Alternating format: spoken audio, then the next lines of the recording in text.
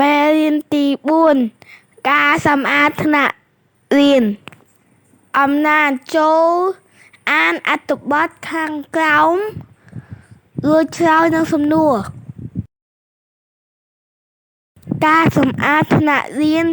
ជាភារកិច្ចរបស់យើងទាំងអស់គ្នាសិស្សថ្នាក់ខ្ញុំបដូរវេនគ្នាសម្អាតបន្ទប់រៀនរៀងរាល់ថ្ងៃព្រឹកនេះដល់វេនក្រុមខ្ញុំសម្អាតបន្ទប់រៀនមិត្តភក្តិដែលជាសមាជិកក្រុមទាំងអស់នាំគ្នាទៅសាលារៀនមុនម៉ោងសិក្សាដោយយកអំបោសកន្ទបនិងធុងទឹកទៅជាមួយផង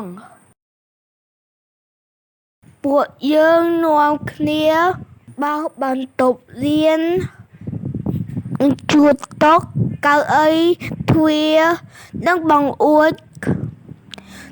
អ្នកខ្លះប្រមូលសំរាមកម្ទេចកម្ទីកៅធូលីយកទៅចោលក្នុងធុងសំរាម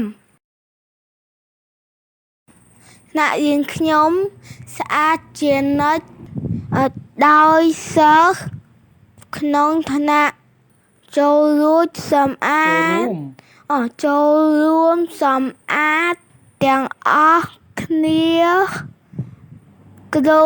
តែងសរសើរពួកយើងគ្រប់គ្នាអនាម័យនាំមកនូវ